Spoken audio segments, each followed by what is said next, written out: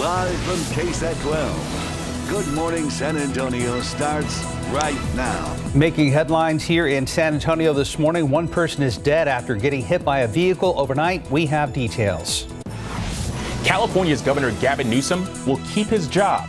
I'm Alex Pache in Washington. Coming up, details about this recall election and what happens now. And taking a look outside with live cam this morning, we are at 71 degrees.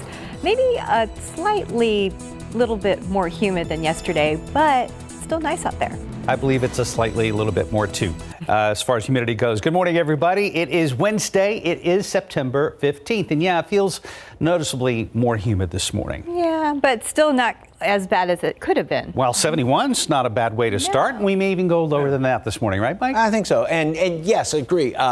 You walk outside, I was like, okay.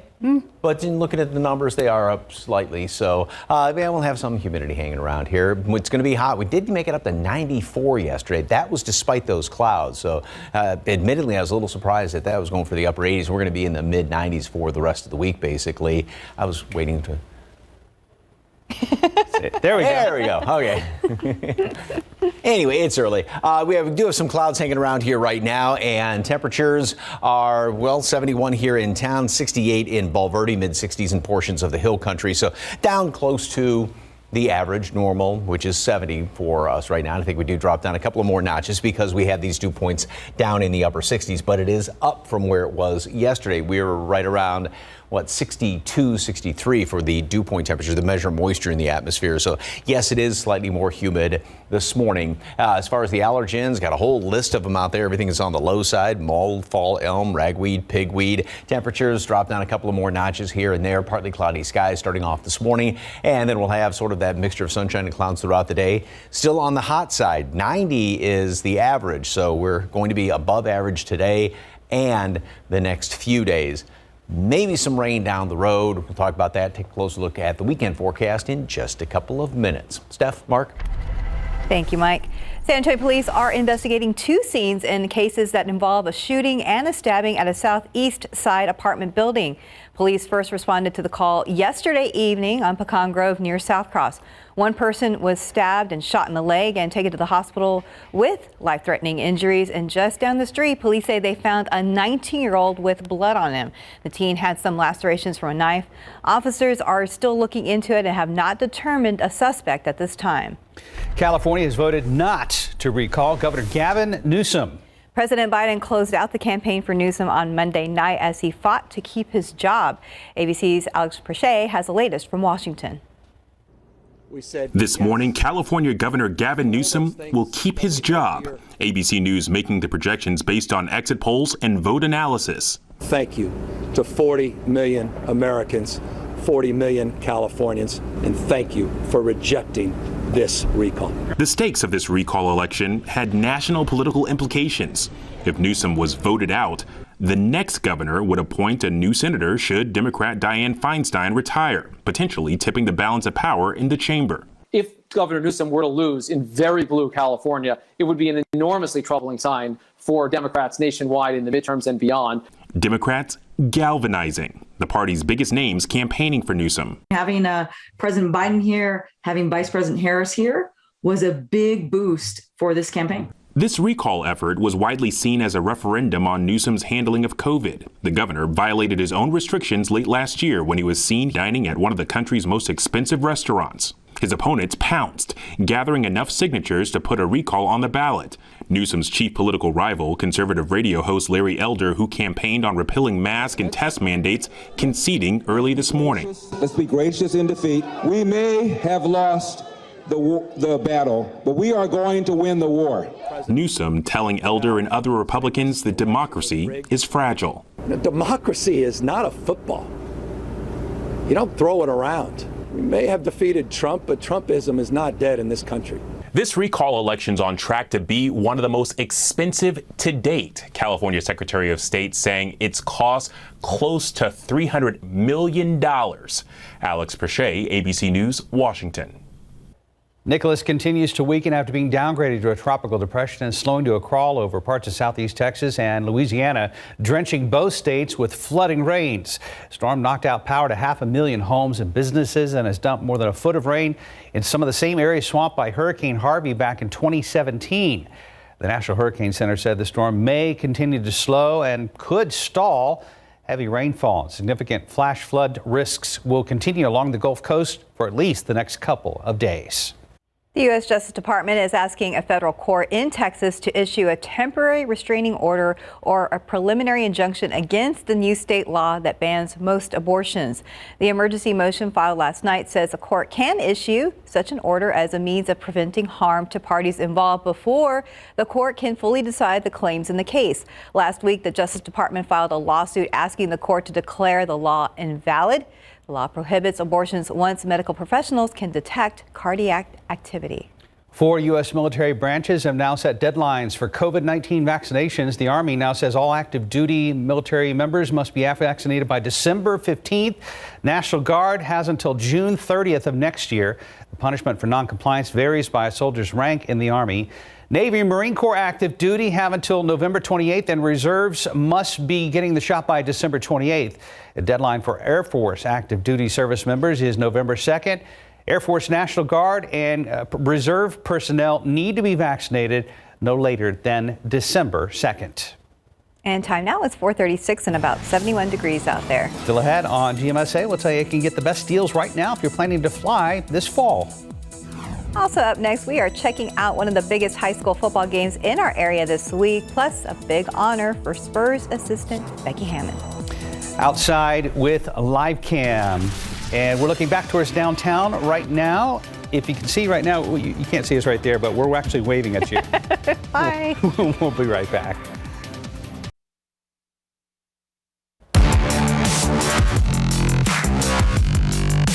Good morning and welcome back. Time for a look at sports. The KSAT 12 Me TV Texas Sports Productions Game of the Week this week is a big one. It's a battle of the unbeatens that continue to play in District 29 6A when Marshall Rams meet the 7th-ranked Taft Raiders at Gustafson Stadium live on KSAT 12.2 on tomorrow night.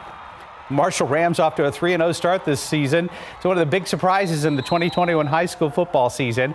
After opening the season with a 61-0 rout of MacArthur, the Rams survived 2 tests. They outlasted Eagle Pass 27-26. Then the team opened district play last week with a from behind 23-20 victory over Stevens. For the Taft Raiders, they are on target. After a season-opening 37-20 win over Seguin, Raiders followed that up by outscoring Veterans Memorial 42-35. And then last week survived a 2-point conversion attempt by Holmes to win their district opener 14-13. Now Marshall and Taft meet to decide who stays undefeated. Having the momentum off a 3-0 win streak is very big going into a big game like this. We take every game as a big opportunity and very seriously, and we bring it in practice every day to make sure we win this game. It's kind of a rivalry game, I'd say, because last year we had a pretty close game against them. And we messed up a couple times, but then we fought back towards the end and then fumbled in the 4th quarter and lost the game. So I would see it as a rivalry. Kickoff at Gus Stadium tomorrow night, set for 7 o'clock. You can see live on KSAT 12's Me TV, thanks to Texas Sports Productions. Pro football coverage powered by Davis Law Firm. Former Steele High School star Terence Steele will start at right tackle beginning this Sunday when the Cowboys face the Chargers in L.A. That's after Lael Collins was suspended for 5 games for violating the NFL's substance abuse policy. Steele just in his 2nd year of the NFL out of Texas Tech, where he started 14 games last season in his rookie year. It's after Collins missed all of last season following hip surgery. Cowboys owner Jerry Jones made the announcement on his weekly radio show in Dallas.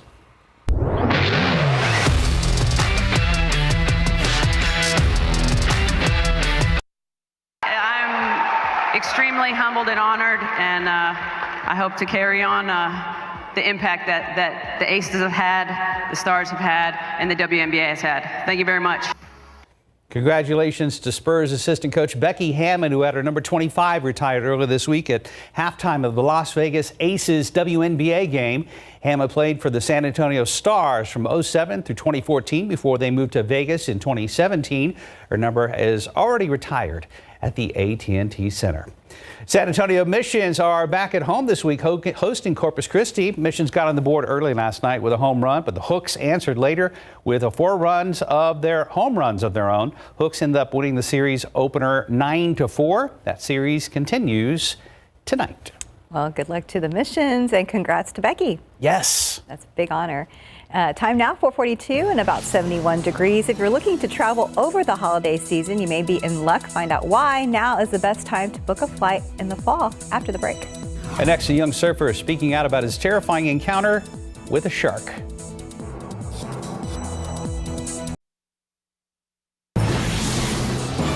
And welcome back. It is 4:45. A young surfer is speaking out about his terrifying encounter with a shark that was all caught on camera. ABC's Will Reeve has the details in today's GMA First Look. In this morning's GMA First Look, a shark attack caught on tape. I was super taken back. I didn't really know what to do. It was over in a matter of seconds, too. It was crazy how quickly it happened. Sam Scribner witnessed it all happen. He's a quadriplegic photographer with a passion for surfing. He recorded the frightening moments. 2 sharks darting through the same wave, surfers just feet away. Watch as this young surfer paddles out to catch a wave while on vacation in Florida. One of the sharks swims up behind him and takes a bite out of his right arm. There must have been a great food source out there, which attracts many of these solitary predators to come together opportunistically. You throw in surfers in the middle of that surf, you're going to have an unholy mix that almost inevitably results in a bite. And coming up at 7 a.m. in an ABC News exclusive, we'll hear from the surfer who survived this harrowing encounter, what he was thinking in that moment. With your GMA First Look, I'm Will Reeve, ABC News, New York. 4:46. If you're planning on air travel for Thanksgiving or Christmas, the experts tell us now is the best time to land your best deal. 12 on your sides, Marilyn Moore says many fall flights are not as full as the airlines expected, and that's a good thing for your wallet. Flying home from sunny San Antonio, Amy Rosardo is dreaming of a warm Christmas in Florida. If airfare gets cheaper, man, if I can find the time from working so much because I run a store and everything with the holidays, just to step away for a while is great. She could be in luck. Airlines have a lot of empty seats and they're doing everything they can to fill them. Travel expert Willis Orlando says we're in the Goldilocks hour for looking and booking. Not too early, not too late. Demand for fall flights has been less than expected, so airfares are on a September descent. Need an October getaway? Orlando found from San Antonio to Miami a $162 round trip. And round trip to Denver, $118. But what about the holidays? So if you're looking to travel domestically for the holidays, right now is the time to book. But some of the best deals, he says, are to Europe. Try $296 round trip to Italy, where he is right now. But because demand hasn't come back yet, we have these kind of blanket cheap prices across the board. So you can kind of get these fares that, next year will be $1,000. With COVID still an issue, flexibility is key. Fortunately, most airlines are being change friendly, but check your airline's policy before you book. Marilyn Moritz, KSAT 12 News. It's now 4:48, 71 degrees. You were mentioning the humidity this morning. We do feel it a little bit more. Yeah, but it's still not really bad out there yet, I guess. I was still thinking about that shark video. It's amazing when It's amazing when they see sharks in the ocean. Mike. I mean, surfers.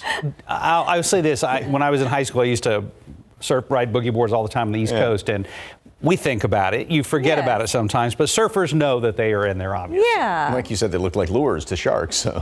Yes, a spoon with a treble hook. You're just missing the treble hook, right? All right, breathtakingly beautiful out there. And we had a few extra clouds sticking around yesterday. Despite that, we did hit 94, and we're going to be up there again later on today. Nice, pleasant start. Yes, there is more humidity like we were just talking about. Actually, these dew point temperatures have gone up about, 3, 4, 5 degrees, which doesn't sound like a lot, but that does make a lot of difference. So it's not quite as cool-ish feeling this morning.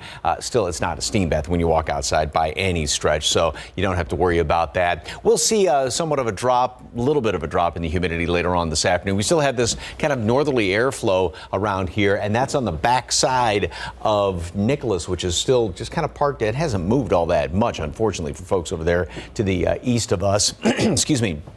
And then we'll kind of do the same situation tomorrow. It won't be overly humid in the morning, and we'll keep a little bit around in the afternoon. So here's satellite picture. We do have some clouds hanging around here. So like yesterday, we'll keep sort of a mixture of sunshine and clouds. And there is Nicholas. Of course, yesterday it made landfall down to the southwest of Houston, and this thing has not moved, and they are in, unfortunately, the perfect position to get a whole bunch of rain because, of course, the rainiest side is the right-hand side of these storms, which they are on, and then, of course, it is tapping into all this moisture from the Gulf of Mexico, so they're looking at a whole lot more rain throughout portions of Louisiana, Mississippi, and then going on in, obviously, into Alabama, Panhandle, Florida, and probably Georgia as well. Elsewhere, notice how all the clouds up to the north are still moving pretty much straight west to east. So we have pretty much straight this zonal air pattern, which means at or a little bit above normal temperatures for us.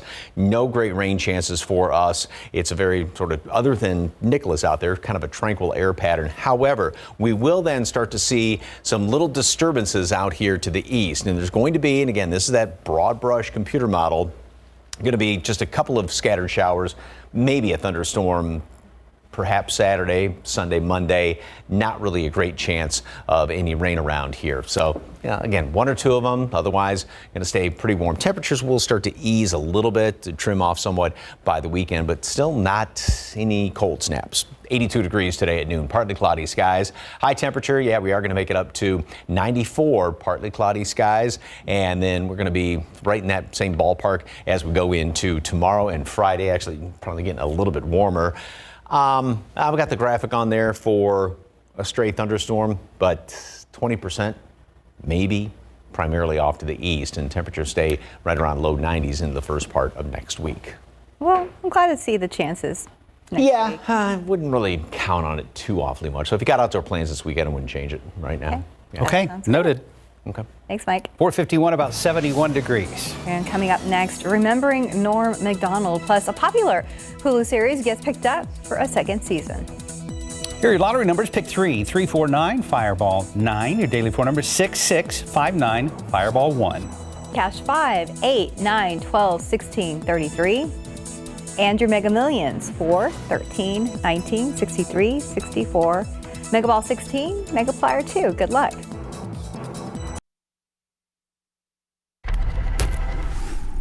This morning, many are still shocked at the sudden passing of comedian Norm Mcdonald. For the latest on what's happening in Hollywood, here's ABC's Jason Nathanson. Yeah, I found this backstage. Oversized hat. It's funny. The comedy world, remembering Norm Mcdonald. The news of his death a shock to many because he kept his 9-year battle with cancer a secret. On Twitter, Steve Martin called Mcdonald one of a kind. Jim Carrey writes that Mcdonald was an honest and courageous comedy genius. And Sarah Silverman said Norm was in a comedy genre of his own. Norm Mcdonald was 61. I posted bail. He should have been out by now. He's not here anymore. ICE took him. What? The new film Blue Bayou takes on an issue many people don't know is an issue. Kids brought to the U.S. adopted from other countries. They think they're citizens until they're told they're being deported. Star Alicia Vikander tells me the script opened her eyes. I had no clue. I mean, what happened was I remember I finished the script. I read the last page, and I think the first thing I did was to bring up my phone and start Googling, because I literally couldn't believe that this was a reality, because it doesn't make any sense. Blue Bayou also stars Justin Shawn, who wrote and directed the film. It's in theaters Friday. Approximately 12 minutes from now, I will be murdered. More murder mysteries for Steve Martin, Martin Short, and Selena Gomez. Their new series, Only Murders in the Building, has been picked up for a season 2 by Hulu. Season 1 is airing now. And a couple of Hollywood heavyweights turning 75 today. Oscar-winning actor Tommy Lee Jones and Oscar-winning director Oliver Stone. And that's what's happening in Hollywood. I'm Jason Nathanson, ABC News, Los Angeles. If you're new to San Antonio, Tommy Lee Jones owns a home here in San Antonio, has for a long time. So if you happen to be watching, sir, happy birthday. Yeah, happy birthday. I don't know if he's up at 4:56, but he might be. You never know. 4:56, about 71 degrees. And still ahead on GMSA, parts of Louisiana and Mississippi are getting ready for more flooding thanks to Nicholas. We're going to have an update on CPS Energy's effort to help those in Texas who are without power due to that storm. Are you ready to upgrade to the iPhone 13? We'll check out Apple's latest lineup of new products coming up in your morning Tech Bites. And ahead on GMSA at 6, the San Antonio Museum of Art is teaming up with a handful of local organizations this weekend to garner community support We're going to have a preview. And TransGuide right now, we're looking at 281 and Hildebrand. A few cars out there on the roads early this morning. 2 hours still to come, including traffic coverage with Stephen Cavazos. Live from KSAT 12. Good Morning San Antonio starts right now. Making headlines this morning, CPS Energy getting ready to head out to parts of Texas that are still in the dark thanks to Nicholas. And back here at home, we are still in the dark. Sun's not yet up. Got a few clouds out there right now, but we can tell you as you walk out the door this morning, you will notice a little bit more of humidity out there. Good morning, everybody. We made it to Wednesday. That would be September 15th. Happy Wednesday. Thanks for joining us. I wish I had more time yesterday because it was such a nice day, but running errands, I didn't get a chance to really enjoy that weather. Well, there'll be more opportunities as we get closer to the beginning of fall, which is September 22nd. Let's deal with the here and now. And Mike Osterhage is here right now. Good morning, everyone. Yeah, as you're talking about with the humidity this morning, it's not bad still, but that bottom number there, that dew point, is up about 2, 3, 4 degrees compared to yesterday. So still, it's okay when you step out. It's not like any steam bath sort of weather. 71 degrees. We do have some clouds out there. Still got a wind out of the north primarily, and that's still thanks to Nicholas, which is just off to the east of us. 94 for a high temperature today, kind of like yesterday. It is going to be definitely on the warm side, and it's going to stay that way for the next couple of days. The aquifer dropped down yesterday 1/10 of a foot, and the allergens, everything is on the light side, but there's a whole laundry list of stuff out there. So yesterday we did have a fair amount of clouds hanging around here. We do have some moisture upstairs in the atmosphere that you can see, and that's going to, despite that, and like yesterday, despite that, we're still going to be up into the mid-90s, so we'll still be about 4 or 5 degrees or so above the average high temperature this time of year. So partly cloudy. Again, not bad this morning. It's not cool and crisp, but it's not oppressively humid, so right in the middle. Partly cloudy, mid-90s today.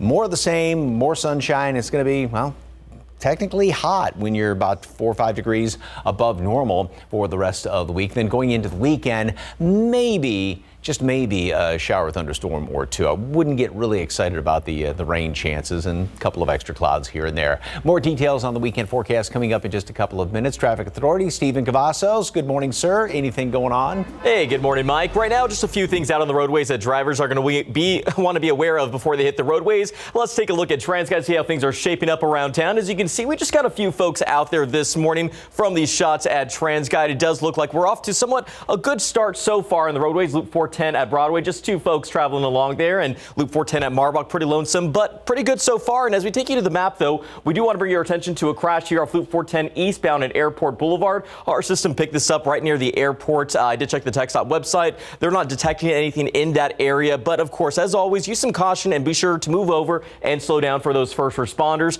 As we take you further up north, though, to New Braunfels, we are spotting some construction that is leading to some delays there off I-35 northbound at State Highway 46 to FM 482. Now, we've been talking about this for some time. It's been ongoing for the last 2 weeks or so, but if you're traveling up to Austin later this morning, do expect some delays right now because we do have some work convoys out there working to clear that up and improve the roadways for you and I. But the bigger scope of things does show, aside from that crash and that slowdown on 35, we are off to a pretty green start here. And as we take a look at these inbound times, everything's looking pretty green across the board. 25 from I-10 and Bernie, 26 coming in from 281 and Bulverde, and we're looking at 26 coming in from 35. One last look at TransGuide 37 at Houston. Again, we're off to a good start, but we'll be watching that construction closely. Mark, Stephanie? Thank you, Stephen. New this morning, San Antonio police say a man is dead after he was hit by a vehicle overnight. Police say the man was in the main lanes of 410 near Marbach. When it happened around 9:30 last night, investigators say the driver of the sedan pulled over and tried to help, even started CPR. Police say EMS arrived on the scene and took over those life-saving measures. The victim did start breathing. He was taken to University Hospital in critical condition, where he later died. Police say the driver will not be facing charges. This morning, a Bexar County detention officer is behind bars accused of assaulting an inmate. That arrest happened late last night. Our Sarah Costa is live here in the studio with more. Sarah. Yeah, good morning, guys. Sheriff Javier Salazar holding a last-minute Zoom presser at 10 last night to announce the arrest of that Bexar County detention officer. In that press conference, Salazar said the alleged assault happened around 6 p.m. inside the Bexar County Detention Center. He says surveillance video showed a 34-year-old detention officer assaulting an inmate after the inmate got, quote, mouthy with the deputy. Deputies and investigators arrested the 5-year veteran deputy at the detention center.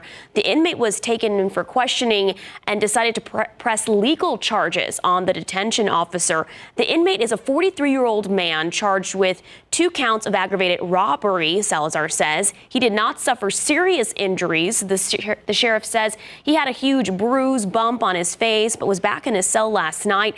The inmate did admit to getting mouthy with the deputy. The sheriff says that's not an excuse for the deputy to beat him up. Now, the 34-year-old deputy will be charged with assault, bodily injury, and official oppression. The sheriff says he's already started the process of firing the deputy. His identity won't be released until he's magistrated. Mark? Thank you, Sarah. Later this morning, San Antonio Independent School District Superintendent Pedro Martinez is set to be named the new CEO of Chicago's public schools. That's according to the Chicago Sun-Times newspaper. Sun-Times says city officials haven't responded about the pending announcement, but a news conference is scheduled for this morning at Benito Juarez High School in Chicago, which is Dr. Martinez's alma mater. Martinez, who has been with SAISD since 2015, has been one of the 2 frontrunners for Chicago Public Schools' search for a new CEO. Martinez previously worked for the school system between 2003 and 2009. He would oversee the nation's 3rd largest school system, which is roughly 7 times larger than SAISD.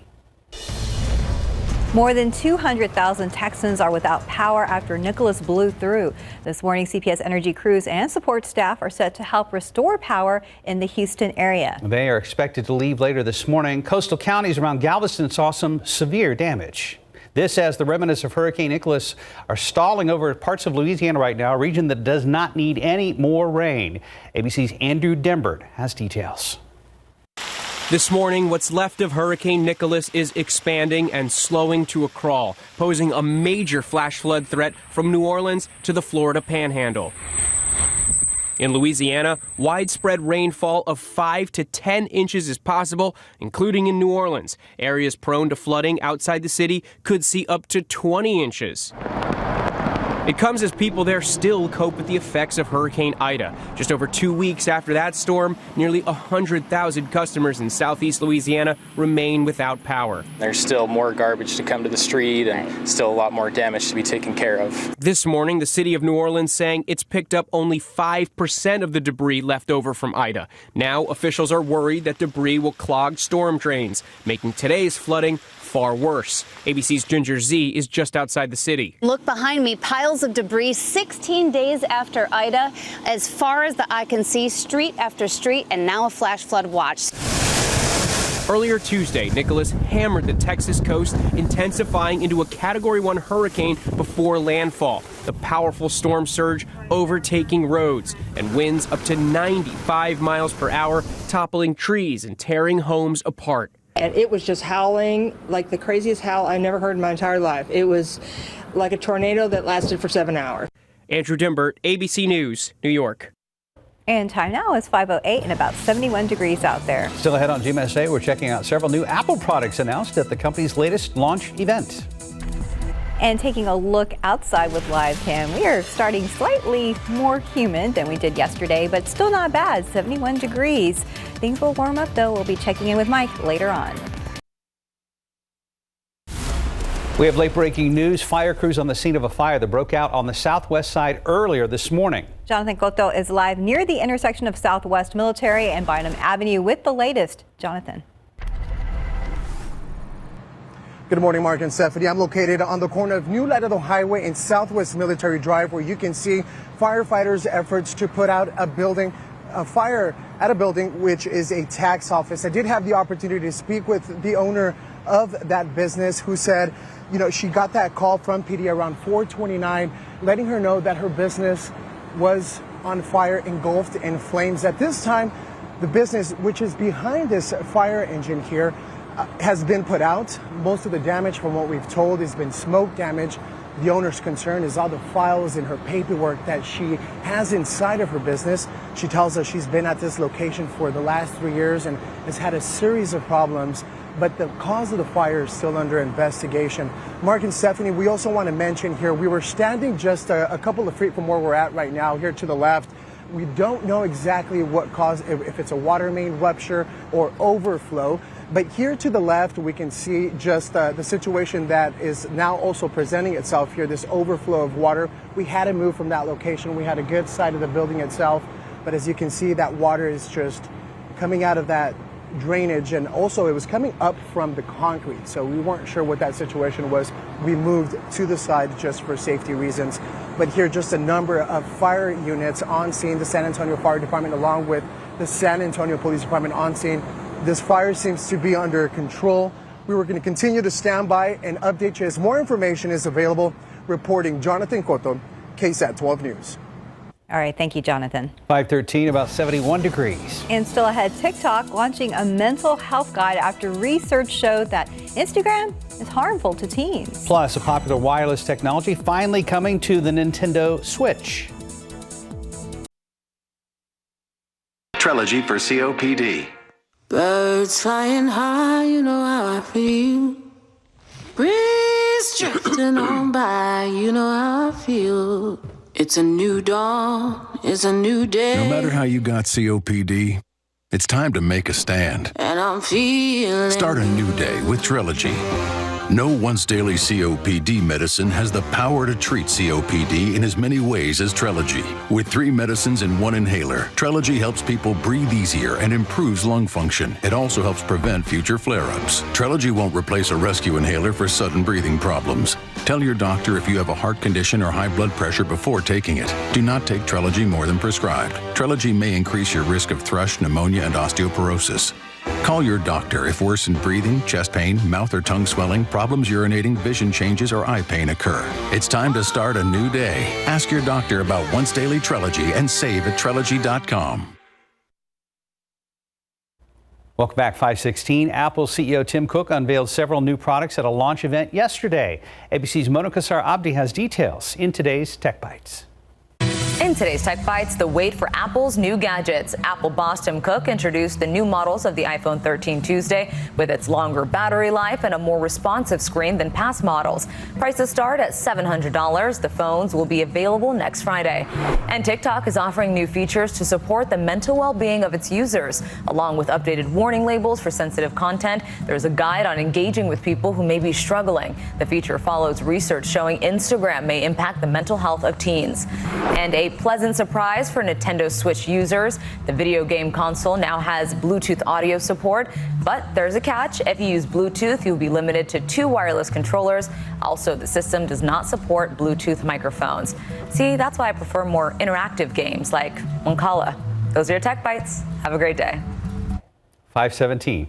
Looks like there are flashing lights out there at I-35 and State Highway 46. Let's go ahead and check in with Stephen Cavazos. That's right, Steph. Mark, we're taking a look at TransGuide. This is that construction that we've been talking about for the last few days here off I-35 northbound at State Highway 46. You can see, we do have those flashing lights out there as TxDOT crews are working to improve the highways there. But also, if you take a further look over there on the shot at TransGuide, that is traffic that is slowly building in these lanes. We do know that there's at least 2 lanes that are currently closed for that construction, which is obviously leading to a bit of a slowdown there for our friends up in New Braunfels. Right now, traffic moving pretty slow at just 16 miles per hour, and the slowdowns, unfortunately, don't stop there. We're seeing a minor slowdown there off I-35 northbound at FM 1103. More construction going on out there. As you can see, some sidewalk and curb demolition is leading to a little bit of a slowdown for those drivers that are heading up toward New Braunfels. So right now, traffic moving at just 22 miles per hour. So keep that in mind if you plan on heading up to New Braunfels or maybe even Austin later this morning. But bringing your attention into town, we're going to be seeing a closure, though, here off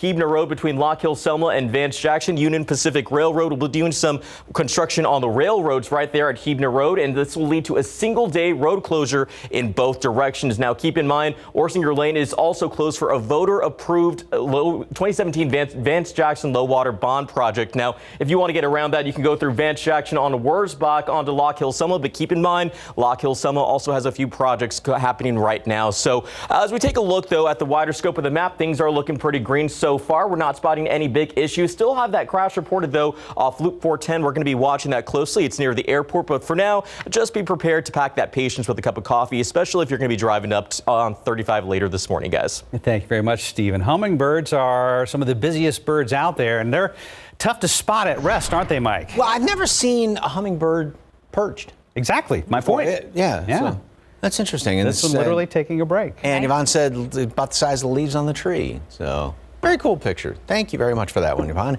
And not a bad picture when you step outside or look outside. We've got a few clouds hanging around here, and temperatures are pleasant. There is slightly more humidity this morning than compared to yesterday, but it's not like it's a steam bath, anything. It's just, it's still okay when you step outside. 94 is what we hit yesterday. And look at that. There were a lot of mid and upper 90s, even a couple of triple digits on the map. And that was 4 degrees above normal. And we're going to be in that ballpark again today, looking at a lot of mid 90s around the area, above normal temperatures, and that's the situation all around the metropolitan area later on this afternoon. That despite the fact that we are going to have kind of a mixture of sunshine and clouds. With all those clouds that stuck around yesterday, we still obviously got up to 94. Now, as far as the humidity and these the dew points, which are, like I said, up a little bit this morning, they'll be okay this afternoon, although enough humidity out there to make that 94 feel more like the upper 90s. So we'll still have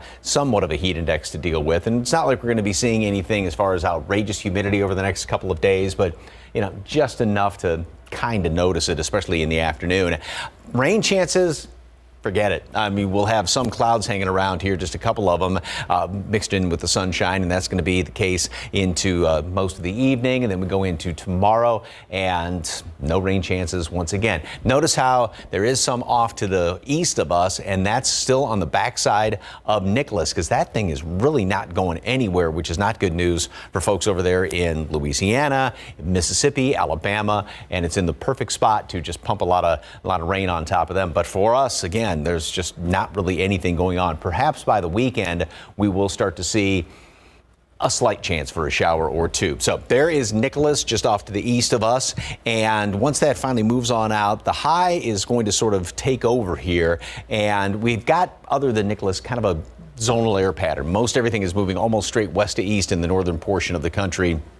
And this high is protecting us, or I should say, keeping us from any rain, not protecting us from any rain. And that's the case in through the weekend. But again, once we get in toward the weekend, little disturbances are going to start to slide on in here, giving us a very small chance for a couple of showers, a couple of thunderstorms. As far as the big trough moving through up there to the north, most of that's going to be staying up there to the north of us. It may try and pull a bit of a front through here by the mid to latter portion of next week, but it doesn't look like this is going to be one to really write home about. 82 degrees today at noon, partly cloudy skies, and a high temperature will get up to 94.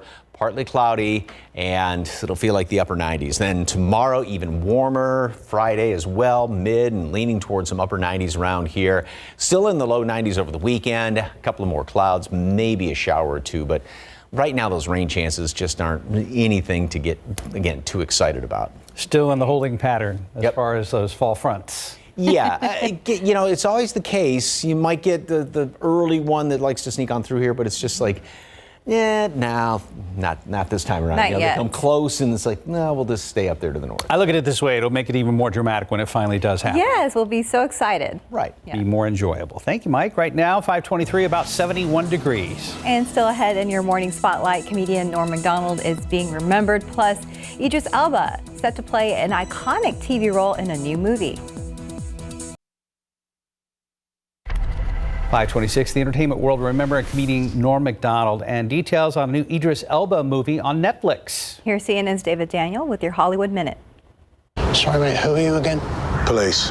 Which police? The police. One of Idris Elba's best-known roles is Luther in the BBC crime drama that ran 5 seasons and brought him several awards. Now his detective chief inspector will return in a Netflix movie written by series creator Neil Cross.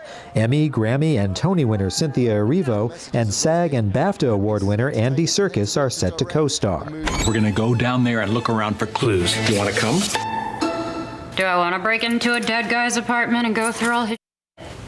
Sounds like an afternoon. Hulu is giving Only Murders in the Building a second season. Steve Martin, Martin Short, and Selena Gomez star in the comedic murder mystery series as residents of an exclusive New York apartment building who launch a true crime podcast. There's one guy that does things unconventionally. Norm Mcdonald has died. The actor and comedian was best known for his sardonic delivery on Saturday Night Live's Weekend Update news desk. His producing partner says Mcdonald was diagnosed with cancer several years ago, but kept that private, not wanting it to affect how audiences or his loved ones viewed him. Norm Mcdonald was 61. In Hollywood, I'm David Daniel. 527, about 71 degrees. And still ahead on GMSA, a closer look at how the federal government is ramping up efforts to ensure hospitals across the country can continue to treat COVID-19 patients. Plus how local youth are getting involved in the fight against climate change. And this pet needs a new home. This morning, we're checking in with our friends at the Animal Defense League. Coming up. It's a mural lover's paradise, an artist's playground. Good morning, I'm Katrina Weber. I'll tell you the story behind this place coming up. Woman is shot while wielding a knife on the city's east side. The latest coming up. Plus, how the federal government is trying new ways to aid hospitals so they can continue to treat COVID-19 patients. A little more humid, but really not too bad out there for mid-September. 71 degrees at last check. Of course, that could change as we get closer to the top of the hour. But good morning, everybody. It's 5:30 on your Wednesday, September 15th. Happy Wednesday. Thank you for joining us. I will enjoy this morning. It's still not that bad. Maybe I'll get a chance to step outside. I hope we get a chance to go outside before the 9 a.m. show just to get a breather. Here's Mike Osterhage with more. You know, if you step outside, Pete's Tacos is about 2 or 3 blocks away. That's more than a step outside, but I get your point. Good idea. Isn't Mike as subtle as a thunderstorm? Yes. Hey, you know? Anyway, we've got, it's not bad when you step outside this morning as you head over to get tacos for the group, Mark. And we've got temperatures right now that are 71 degrees. The average normal low is 70, so we're in the ballpark. That number, dew point, it's above 60. So you do feel the humidity. It's not like steam bath kind of humidity. You know, a couple of weeks ago when these numbers were up in the mid 70s, but that is up a few degrees compared to this time yesterday. That really, despite the fact that we still have this breeze coming in here out of the north primarily, and that's really still thanks to Nicholas. Nicholas, as you can see just on the very right-hand side of your screen there, is still kind of hanging around in Louisiana. Mid-upper levels of the atmosphere, we've got some of these clouds moving on in here, so we will keep a few clouds around. Down here at the surface, we get this wraparound from with the winds coming in here out of the north primarily from Nicholas. But as far as any rain chances, not in the plan today. Mold, fall elm, ragweed, pigweed, everything is on the light side right now. We'll make it up to 85 degrees today at noon, 94 high temperature today, and wind still, again, primarily out of the north, so that won't be too bad. It is going to be on the warm side, though, almost 5 degrees above normal, and that's going to be the case through the rest of the week.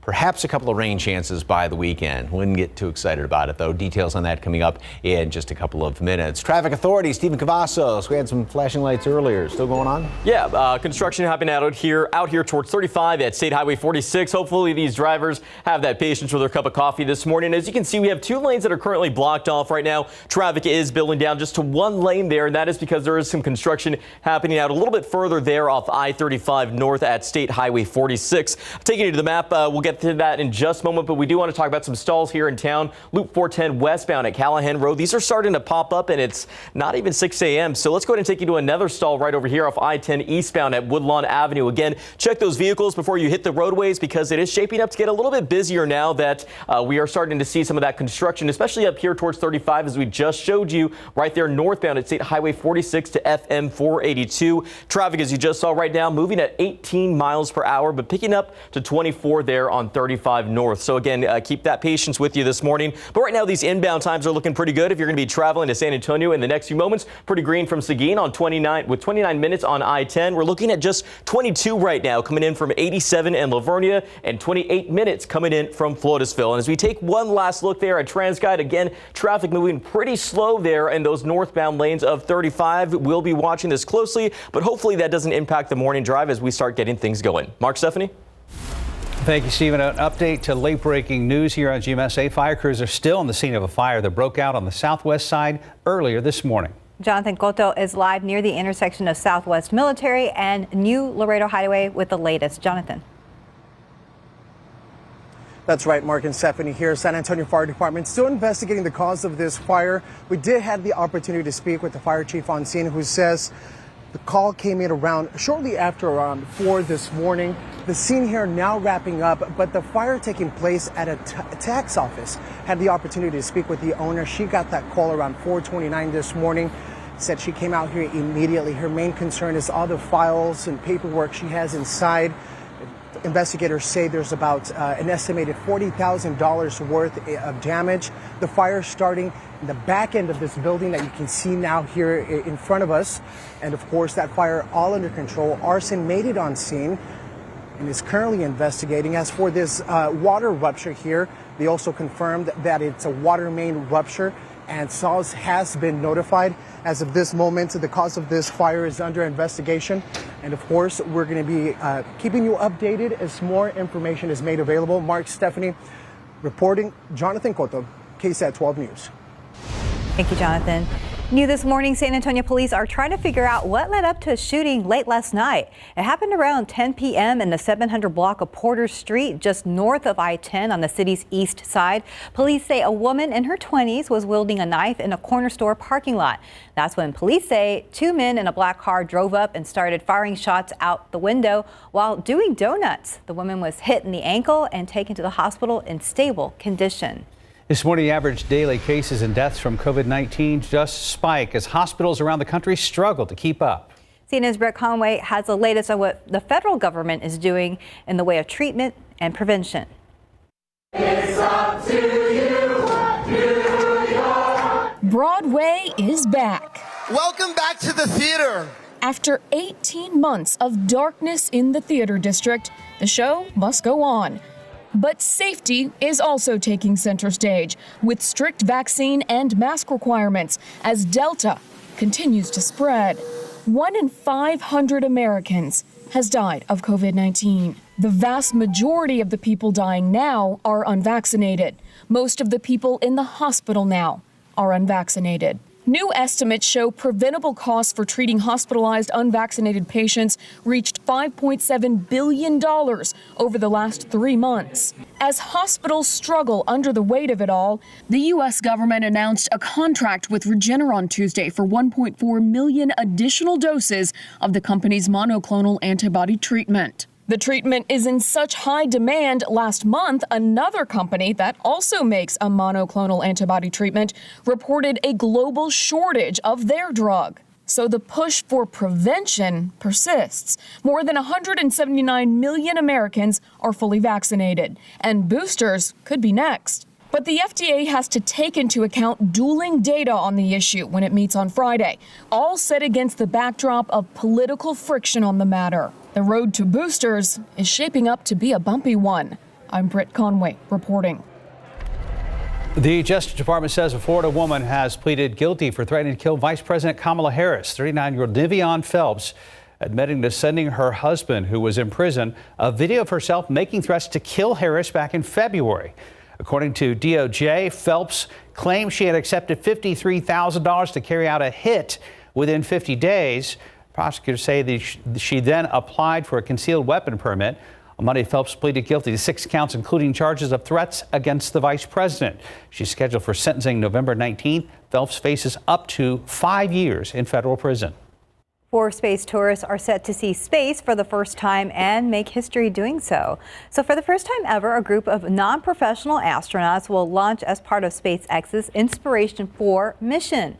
It's the first orbital mission in the history of spaceflight to be staffed entirely of non-astronauts. Now, the crew features a billionaire, a cancer survivor, a geologist, and a raffle winner. They will spend 3 days free-flying through Earth's orbit. Their mission is scheduled to launch from NASA's Kennedy Space Center in Florida around 7 p.m. our time tonight, barring any weather issues. Best of luck in your launch. 5:39, about 71 degrees. Coming up next, how local students are getting involved in the Youth Climate Initiative. And outside with Live Cam, Mike's got your midweek forecast coming up. It is Wednesday the 15th. We've got a few clouds out there, a little more humid, but again, not a bad start to the day because you're starting your day with GMSA. Just about 5:42, welcome back. Reports of climate change can be daunting, especially to younger generations who anticipate inheriting, having to figure out how to solve this problem. That's why the city of San Antonio created a youth engagement council for climate initiatives. Sarah Costa spoke to one of the students in the program and joins us in the studio now. Good morning. Morning. Good morning, guys. Yeah, I really loved learning about what these students were doing and how they were working with the city. And that program now is accepting applications for students. So the program is for motivated high school students interested in engaging in community issues, supporting climate change, environmental policy, and/or environmental justice. A partnership between the city of San Antonio and the sustainability education nonprofit EcoRise helps run the mayor's Youth Engagement Council. The youth program has taken part of launching a bus stop that has a rooftop garden on it and has helped educate their community about renewable energy and recycling. The group has also installed a bug hotel to increase biodiversity and advocated for local policy changes related to San Antonio's first Climate Action and Adaptation Plan. Jaya Kosaraju is a junior at the International School of Americas and joined the program last year. I think sometimes we focus on climate change from a global standpoint, and it is very daunting. But we forget that acting on a local level is still very meaningful, significant progress. It's been really impactful getting to connect with influential individuals within each district to talk about the importance of utilizing carbon-free transportation, like, bikes and bike lanes, and listening to people share environmental challenges that they are facing within their own community. So the mayor is encouraging high school students to apply for the Engagement Council for Climate Initiatives. Applications for the council are now open through September 21st, and the council will convene this fall and work throughout the 2021 and 2022 school year. You can find the link to apply right now on KSAT.com. Mark and Stephanie. Thank you, Sarah Costa. Time now is 5:43 and about 71 degrees. So up next, we'll meet this furry friend at Animal Defense League that really would like to go home with you.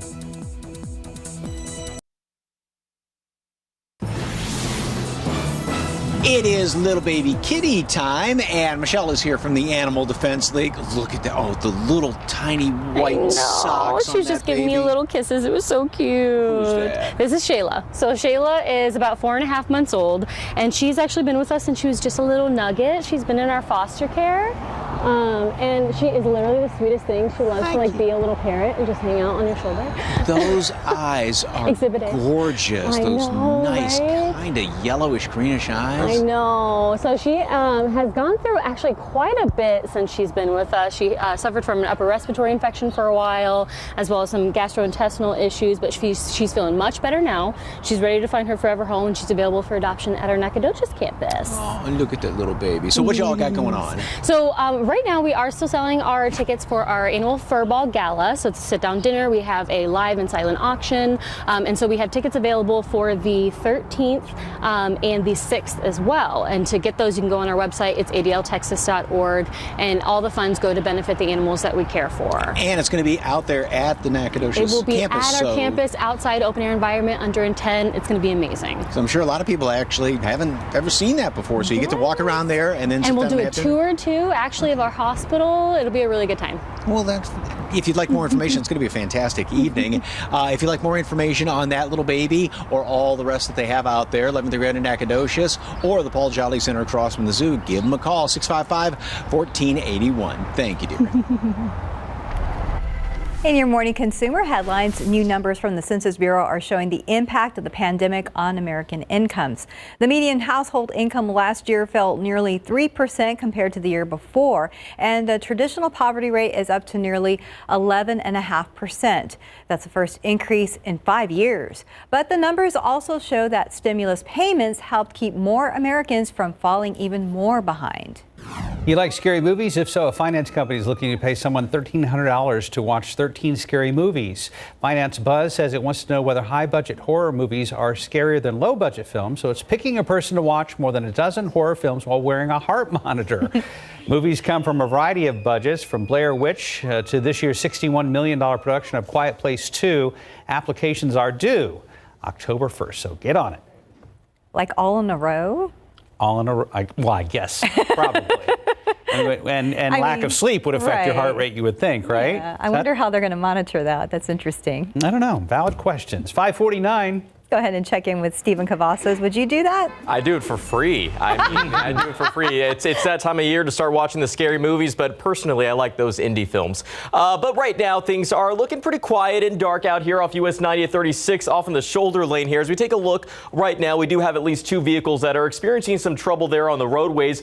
They do not have their emergency lights on right now, so you're going to want to be extra cautious, especially if you're driving eastbound into San Antonio. Again, this is right there along US 90. You can make out those 2 vehicles off in the shoulder lane there. Be sure to move over and slow down. But a lot of the issues we've really been spotting have been up on 35. As you can see right now, a crash has been detected there off I-35 northbound at Evans Road. I did check with our friends at TransGuide. We were working to get you a shot out there. There were some flashing lights that we could make out. So again, use some caution. But yeah, those problems continue up here because we will continue to talk about this for anybody that plans on heading up to New Braunfels or maybe Austin later this morning. We do have that construction that's been ongoing off I-35 northbound at State Highway 46 to FM 482. Right now, traffic is moving at 9 miles per hour, but picking up to 21 there. Again, those northbound lanes of 35 are experiencing a lot of issues out on the roads this morning, we should say. But taking a look at the map, things have been pretty green around this Alamo City and some of our neighboring communities. But right now, again, those problems we'll continue to watch very closely here. And let's take one last look at TransGuide.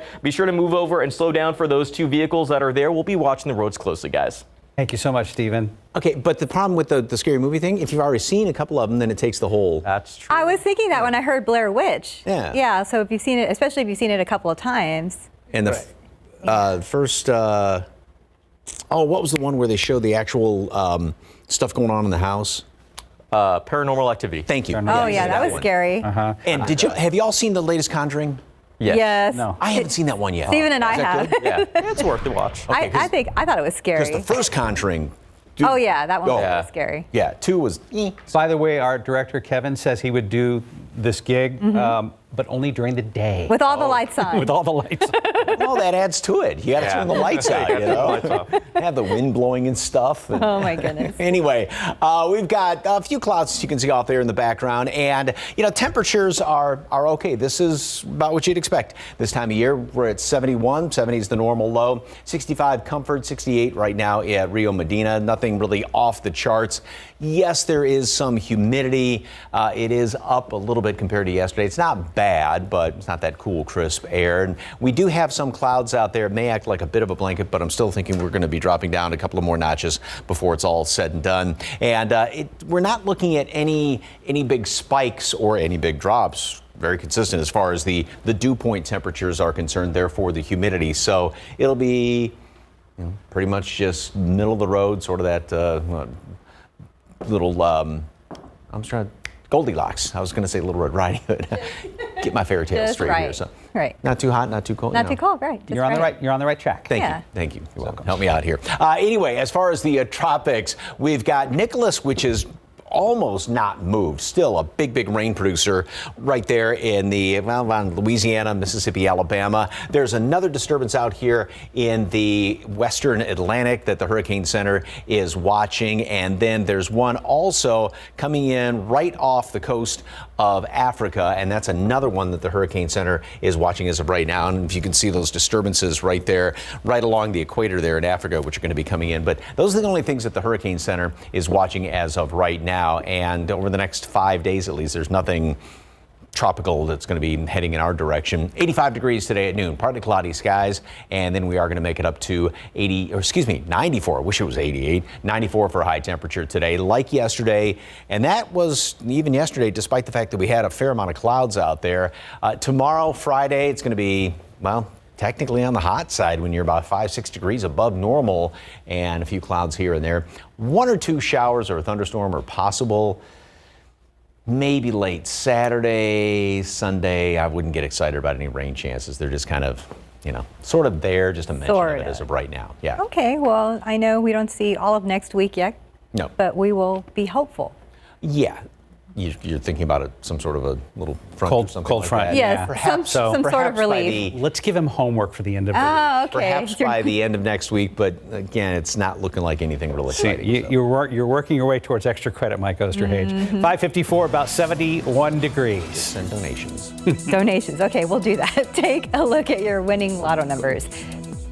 Or Pete's Tacos, hint, hint. Pick 3, 3, 4, 9, Fireball 9, Daily 4, 6, 6, 5, 9, Fireball 1. Cash 5, 8, 9, 12, 16, 33, and Mega Millions 4, 13, 19, 63, 64. Mega Ball of 16, Mega Plier 2. Good luck. KSAT 12 continues to grow online. We now have a live viewer-driven newscast. You can live stream our brand new episode today at 11 a.m. with our own Alicia Beretta and RJ Marquez. You can also make your voice heard by dropping us a comment online. Just click on the KSAT News Now article on KSAT.com. Still ahead today on GMSA, the latest on an overnight crash on the west side. A man is dead after he was hit by a car. We will have the very latest. Famed comedian Norm Mcdonald has passed away at the age of 61 after a very long private battle with cancer. We'll take a look back at the legacy he leaves behind. Stephen is tracking traffic with some flashing lights at 90 at 36th Street. Traffic is building out there right now. We will find out if there are any other trouble spots around the Alamo City metro area. And Mike has your midweek forecast. We'll be right back.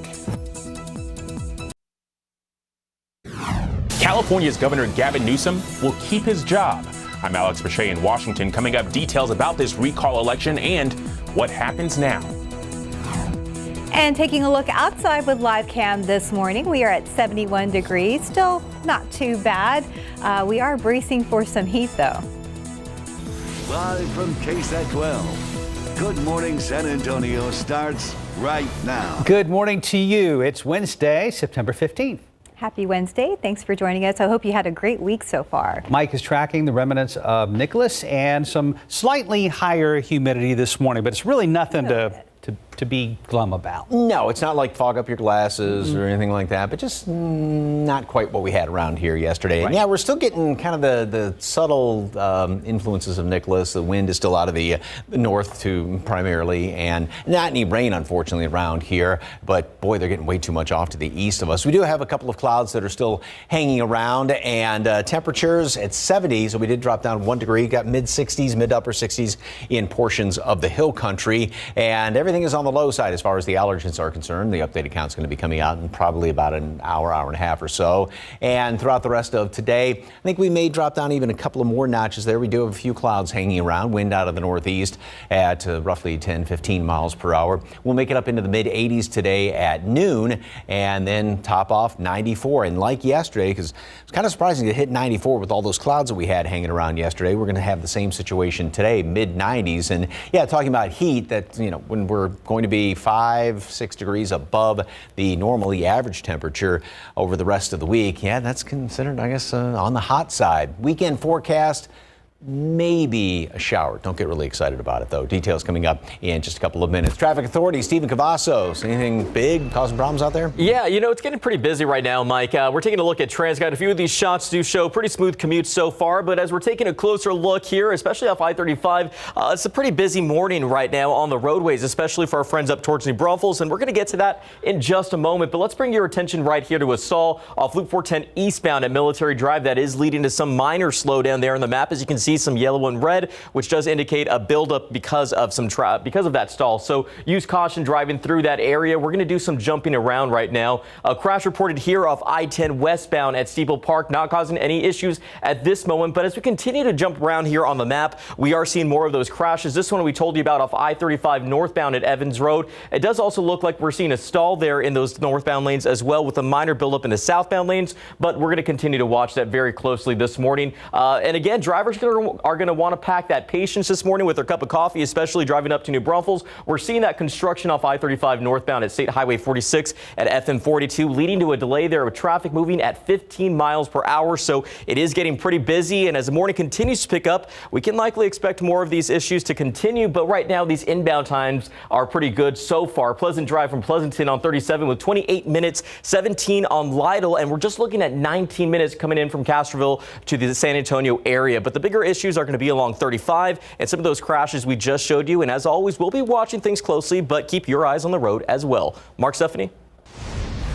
Stephen, thank you very much. New this morning, investigators trying to figure out what sparked an early morning fire on the southwest side of town. Started just before 4:30 near a tax office in the intersection of Southwest Military and New Laredo Highway.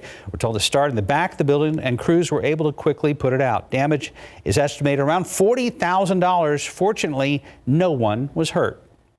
A man is dead this morning after he was struck by a car on the west side of town. And San Antonio police say the man in his 60s was in the main lanes of Loop 410 near Marbach Road when a driver hit him with a sedan. Now, the driver did stop to help and even performed CPR until EMS crews arrived on the scene. The man was rushed to the hospital but later died. The driver who hit him is not facing charges. New this morning, 2 arrests have been made in separate cases Bexar County investigators have been working on. One involves arson, the other a shooting. Sarah Costa joins us live in the studio with those mugshots and what those reports say about the arrest. Good morning, Sarah. Hey, good morning, guys. Both of those reports detail what these men are accused of. One started a fire in his house and left his grandmother inside. The other involves an ex-husband shooting his estranged wife's boyfriend. First, let's get to the arson case. This is 37-year-old Sergio Castillo. The Bexar County Fire Marshal's office says he is charged with arson after starting a fire inside his family's northeast side Bexar County home on Glen Shadow and then left his grandmother inside the home. The report says Castillo watched the home burn with his grandmother inside. This happened on September 3rd. County firefighters arrived and rescued the woman inside. She was not injured. She told investigators Castillo started the fire in his bedroom and then dragged his comforter through the home to the outside. The report says she and other relatives say this is not the first time Castillo has started a fire in the house. Investigators found cigarette lighters at the house and a can with ignitable liquid inside. Castillo is charged with arson.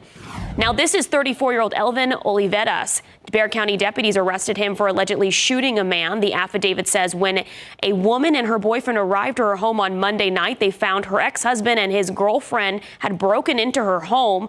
The woman's boyfriend went upstairs to find the couple rummaging through their dresser drawers. When he confronted Oliveras, the report says Oliveras pulled out a gun. The man began to run away, but the report says Oliveras shot him in the back. The ex-wife began to argue with Oliveras. That's when Oliveras' girlfriend allegedly assaulted the ex-wife. The couple then drove off. The report also says the victims told investigators all of their jewelry was stolen. Now the victim is recovering at the hospital. Oliveras has been arrested and is facing charges of aggravated assault with a deadly weapon. Stephanie. Thank you, Sarah. San Antonio police are looking into 2 scenes in the case that involves a shooting and a stabbing at a southeast side apartment building. Police first responded to the call last night on Pecan Grove near South Cross. One person was stabbed and shot in the leg and taken to the hospital with life-threatening injuries. Just down the street, police say they found a 19-year-old with blood on him. They say the teen had some cuts from a knife. Later this morning, San Antonio ISD Superintendent Dr. Pedro Martinez is set to be named the new CEO of Chicago Public Schools. That is according to the Chicago Sun-Times newspaper. Sun-Times says city officials have not responded about the pending announcement, but a news conference is set for this morning at Benito Juarez High School, which is Dr. Martinez's alma mater. Martinez, who's been with SAISD since 2015, was one of 2 frontrunners in Chicago Public Schools' search for a new CEO. 6:07 in your other morning headlines. California has voted not to recall Governor Gavin Newsom, according to a projection from ABC News based on exit polls and an analysis of votes. President Biden closed out the campaign for Newsom on Monday night as he fought to keep his job and keep Democrats in control of America's largest state.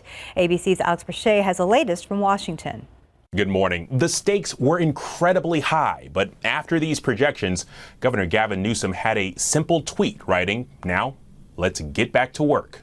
This morning, California Governor Gavin Newsom will keep his job ABC News making the projections based on exit polls and vote analysis. Thank you to 40 million Americans, 40 million Californians, and thank you for rejecting this recall. The stakes of this recall election had national political implications. If Newsom was voted out, the next governor would appoint a new senator should Democrat Dianne Feinstein retire, potentially tipping the balance of power in the chamber. If Governor Newsom were to lose in very blue California, it would be an enormously troubling sign for Democrats nationwide in the midterms and beyond. This recall effort was widely seen as a referendum on Newsom's handling of COVID. The governor violated his own restrictions late last year when he was seen dining at one of the country's most expensive restaurants. His opponents pounced, gathering enough signatures to put a recall on the ballot. Newsom's chief political rival, conservative radio host Larry Elder, who campaigned on repealing mask and test mandates, conceding early this morning. Let's be gracious in defeat. We may have lost the battle, but we are going to win the war. This recall election's on track to be one of the most expensive to date. California Secretary of State saying it's cost close to $300 million. Alex Perche, ABC News, Washington. Now 6:09, about 71 degrees. And later on GMSA, Apple's new iPhone has been unveiled to the public. We're going to take a look at the specs. San Antonio Museum of Art teaming up with a handful of local organizations this weekend to garner support for the community. We've got a preview. And taking a look outside with live cam, we enjoyed a nice day yesterday for the most part, but the humidity is creeping back up there. We'll be right back.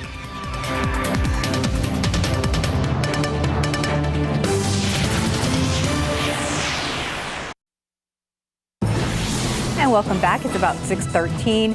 This weekend, the San Antonio Museum of Art is teaming up with 4 local arts organizations to garner community support. And as KSAT producer Priscilla Karaman explains, while Sama is filled with an extensive collection of creativity and history, the building itself has a story of its own.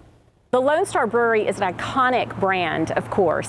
It was started here in San Antonio in this very place. Built in the 1800s, what we now know as the San Antonio Museum of Art was originally the Lone Star Brewery Complex, a place for blacksmith shops and bottling departments, to name a few. When Prohibition came around in the 1920s, the brewery was forced to close. The building reopened several times as a cotton mill, ice factory, and even an auto repair shop before it finally became SAMA in 1981. And a group of visionary San Antonio leaders got together and looked at this old building and said, hey, that'd be a pretty art museum. Once the museum was established, the owner of the Lone Star Brewery sign, which once sat at the top of the building, donated the artwork. 40 years later, the sign will serve as the backdrop for an upcoming virtual gala benefiting the performing arts. The museum will set the stage for 4 performances by the youth orchestra, the chamber choir, the ballet, and the public theater.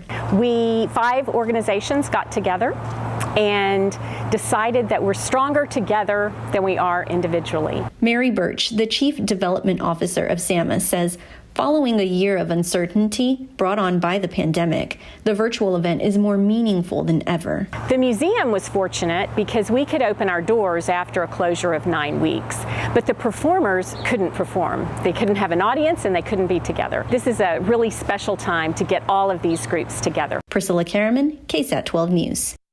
And for more information on how to watch the virtual performance, head to KSAT.com. There you will also find a link to support the Museum of Art and the other organizations involved. Let's get Steven Cavazos involved in your morning commute. Here's an update.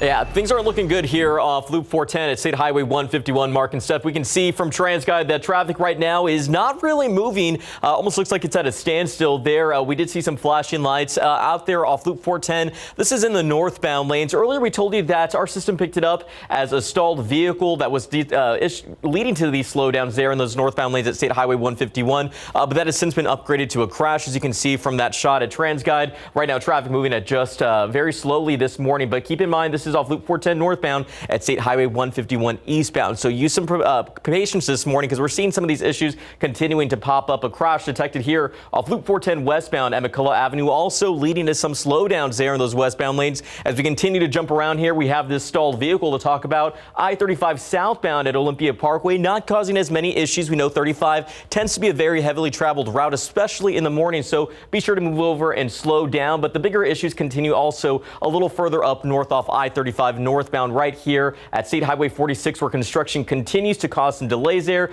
from State Highway 46 to FM 42. As you can see right now, traffic is moving at just 16 miles per hour, so it is getting pretty busy now that the morning is really getting going. We're seeing some crashes and stalls, but the bigger issue that we're going to continue to watch is going to be this issue right here off Loop 410 State Highway 151. But good news now, looks like traffic is moving pretty smoothly, so that's off to a good start for drivers in that area, guys. Thank you, Stephen. Yeah, that is good news. Yeah. And also, when the kids are waiting for the bus stop, I guess it'll be, pretty pleasant weather. Yeah. That's good news as well. Not anything too extreme. I guess that's the best way to put it. Nothing too extreme as far as humidity. It's up a little bit compared to yesterday, but okay. Temperatures are in the low 70s right now, mid and upper 60s in portions of the hill country.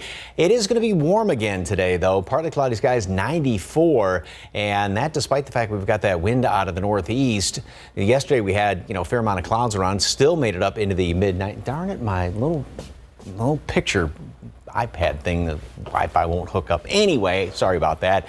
We've got fair amount of clouds out there right now, and we'll keep a fair amount. This is going to act like a little bit of a blanket to actually prevent us from dropping down. I was thinking we'd get down to about 68 degrees this morning, as you saw, but that may act like a slight bit of a blanket out there to prevent us from dropping down any further. So, should be getting cooler. Today, the average high temperature is 90 and average low is 70. Now, by the official start of fall, 89 and 68, and that's just a week away, obviously. But every couple of weeks, we're going to be dropping down about, it drops rather quickly as compared to the warm up in the first half of the year. So we're dropping down about 3-4 degrees on average on the high and the low temperatures. And then by the 1st of October, 87 and 65 for the normals, the average high and low temperature, 83, 61 by the middle of October, and by Halloween, 77 and 55 are the average high and low temperature. We'll see if Mother Nature decides to read the averages, play the averages. 71 right now, 65 Comfort, and 69 up the road in Bulverde. Yeah, these numbers, the dew points, measure moisture in the atmosphere, how you figure humidity.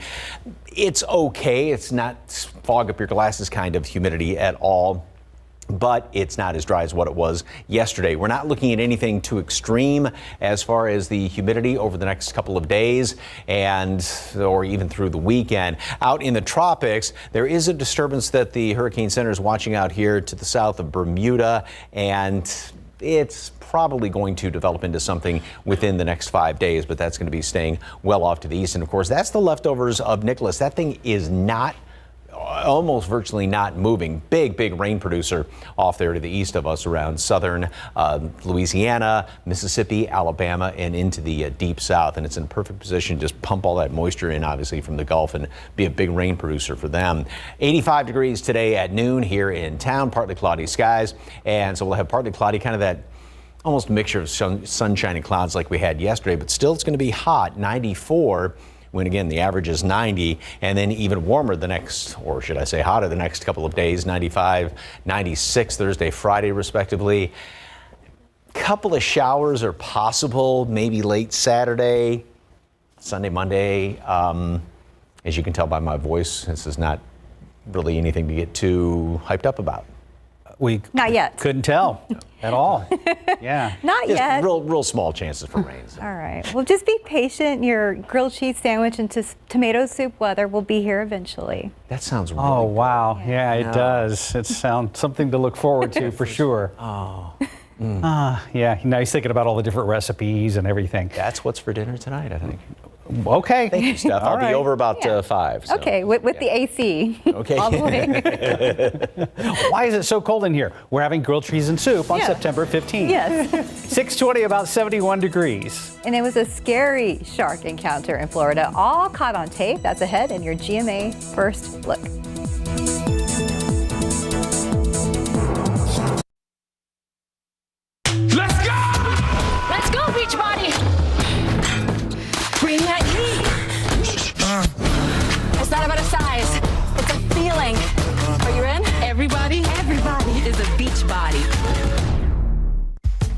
lotion and jeans go together?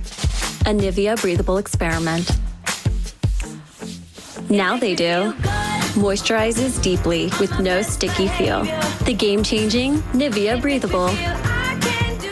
Why new Woolite? Because it was specially formulated to protect synthetics and blends from damage in the wash, like fading, stretching, and pilling. New Woolite has Evercare, a first-of-its-kind formula that keeps today's fabrics looking like new. New Woolite with Evercare. Okay, everyone, our mission is to provide complete balanced nutrition for strength and energy. Ensure, with 27 vitamins and minerals. Now introducing Ensure Complete, with 30 grams of protein.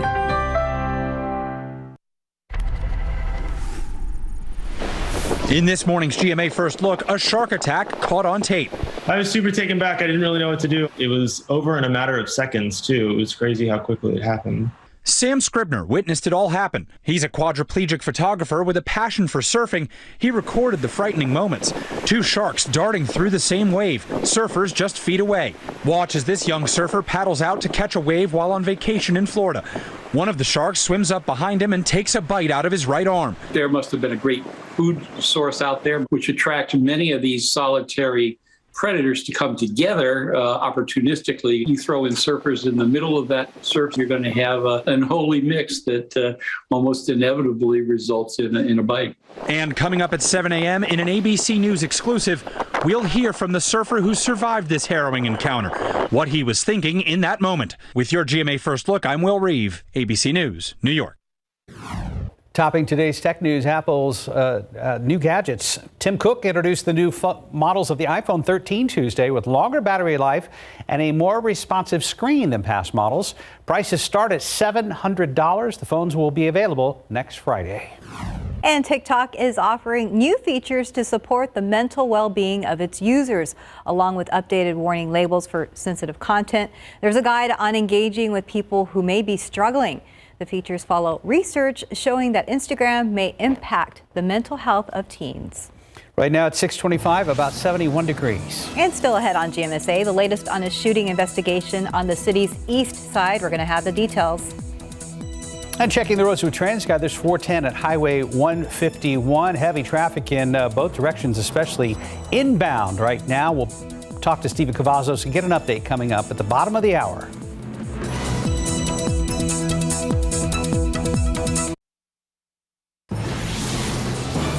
The world is mourning the loss of a famed comedian who knew how to get everyone's attention. Ahead, we'll take a look at the life of Norm Mcdonald.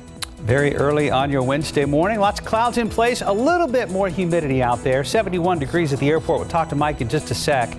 Good morning, everybody. We've made it to midweek. It's Wednesday, the 15th. Happy Wednesday. Thanks for joining us. Enjoy that 71 degrees outside. Slightly more humid today, but not that bad still. And we don't have a fall front on the horizon just yet, do we, Mike Oster? No, nothing yet, but it'll come eventually. So very quickly back to Norm Mcdonald. Yesterday for SA Live, we had scheduled and interviewed Rob Schneider right at about 2:15. It was just after he had found out about Norm Mcdonald. They were very good friends. Were they cast members together on SNL, or were they at different times? I don't remember, but they were, and he was just, I mean, like all the great comedians were just singing his praises about that. But you said it was tough because you literally, they were saying, hey, give him a few minutes. He literally just found out. He had just found out. So because Rob Schneider is going to be in town on Sunday doing his comedy act there, but and just talking about how he was one of those guys that could just tell a joke, and he goes, he'd start to tell a joke later, and just those classic comedians. So yeah, it was interesting hearing. Quite a shock yesterday. His insight about all that. So all right, back to the weather. We've got some clouds right now, and it's kind of holding temperatures from getting a little bit lower than actually down to where I thought they were going to be in the upper 60s. We do have some 60s out there. 71 right now. Dew points at 67. So again, like we were talking about with the humidity, it's not outrageous. It is slightly higher than what it was yesterday. And we do have this moisture in the mid and upper levels of the atmosphere kind of coming in here from the southwest. We're also still sort of on the backside of what was tropical storm. It's now just a tropical depression, Nicholas, off to the east of us, and that's helping to keep the wind here out of the north. And so it's not having any other direct impacts as far as any rain. That's all well off to the east of us, and no rain in this forecast, by the way. Mold, fall elm, ragweed, pigweed are all on the the low side. Partly cloudy skies today, not bad this morning. We are going to have temperatures in the mid-90s. A little bit of a heat index because of some of that humidity hanging around here. And again, partly cloudy skies. Temperatures are going to be about 4 or 5 degrees above normal, and that's going to be the case throughout the rest of the week. We're looking at the mid-90s. The average normal high temperature is 90 right now. Maybe a shower or thunderstorm over the weekend. Wouldn't get too excited about it. If you got outdoor plans this weekend, I wouldn't change them at all. Details coming up in just a couple of minutes. Traffic Authority, Steve Cavazos. What's going on, sir? Lots of heavy traffic right now, Mike. As we take a look at TransGuide 37 to Houston, looks a little bit quieter than some of the shots that we're seeing here this morning. Here off Loop 1604 at State Highway 151, we have a pretty busy start now that more folks are getting out there this morning, getting their day started early with us. But let's go ahead and take you to some of those issues we've been spotting. We've been talking about this all morning long. This construction off I-35 northbound at State Highway 46 to FM 482 has been causing some big delays for our friends up towards New Braunfels. This is on the northbound lanes again off I-35. Right now, traffic is moving at 9 miles per hour, picking up to 17 there. But I am working with our friends at TransGuide to get us that shot again, just to find out if that construction has been ongoing. But it should have been wrapped up around 5 this morning. But again, we are seeing that residual traffic still building in those lanes. And as we continue to take you around town here, we do have this crash reported still here off Loop 410 westbound in McCullough, leading to some slowdowns in those westbound lanes as well. And as we zoom out of the map, we do see that we've been off to a pretty busy start with some stalls on I-10, and it looks like we do have a crash up toward Leon Springs. Right now, those aren't causing any issues as terms of traffic delays, and these inbound times are still looking pretty green across the board. As you can see right now, if you plan on traveling to San Antonio in the next few moments, even these southbound lanes off 35 coming in from New Braunfels are looking good. It's just those northbound lanes where we're seeing the big impact because of construction. And keep in mind, as the morning does pick up, traffic is expected to slow down. So we will continue to watch that closely and give you more updates here on GMSA. Mark Stephanie. Thank you, Stephen. Happening now, CPS Energy crews here in San Antonio are getting ready to head to Houston. They're going to help restore power to those impacted by Tropical Storm Nicholas. And right now, hundreds of thousands of people are still in the dark. Jonathan Cotto is following this story. Jonathan, what can you tell us about the crews getting ready to leave? Good morning, Mark. Well, I am located here at CPS Energy's Eastside Service Center, where crews are preparing to take off here in just a few moments. Right now, they are receiving a safety briefing. I'm going to step out of the way so you can see. Speaking is CPS's president and CEO, Paula Gold-Williams, that's briefing the 32 employees that are going to be heading out to Houston to help in that restoration process. We do know CPS is sending the 32 employees to include overhead linemen, pole crews, fleet personnel, and safety teams and management to help with widespread power outages resulting from the hurricane. At this moment, we have Gold-Williams here speaking to them, addressing them before they take off. They'll be lining up here at this service center on the east side and making way to Houston to help restore that power. We do know the crews are traveling to Centerpoint Energy staging area at Sam Houston Raceway Park, where they will receive their power restoration assignments. And of course, we're going to be standing by and hopefully getting to speak with some of those crews and get their feelings as they head out to Houston. Reporting, Jonathan Cotto, KSAT 12 News. Thank you, Jonathan. New this morning, San Antonio police trying to figure out what led up to a shooting late last night over on the east side. It happened around 10 p.m. in the 700 block of Porter. That's just north of I-10.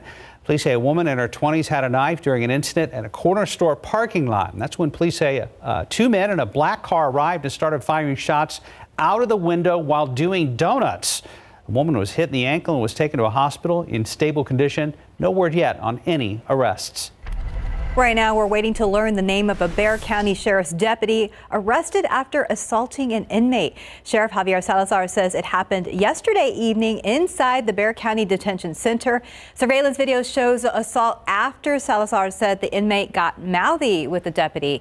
That deputy was arrested at the detention center. The inmate was taken for questioning and pressing charges against the detention officer. He was not seriously hurt. The detention officer is facing assault charges. To the latest on coronavirus cases here at home, another drop in the positivity rate now to 7.1%, but we will need to wait another week before we see the full impacts of the Labor Day weekend. 6 more COVID-related deaths have been confirmed this morning. 1,016 COVID-19 patients are in our hospitals. 20 of those patients are children. 4 U.S. military branches now set hard deadlines for COVID-19 vaccinations. The Army now says all active duty members must be vaccinated by December 15th. National Guard soldiers have until June 30th of next year. Punishment for noncompliance varies by soldier's rank in the Army. Navy and Marine Corps active duty service members have until November 28th, and reserve service members must get the shot by December 28th. The deadline for Air Force active duty service members is November 2nd. Air Force National Guard and Air Force Reserve personnel need to be vaccinated by December 2nd.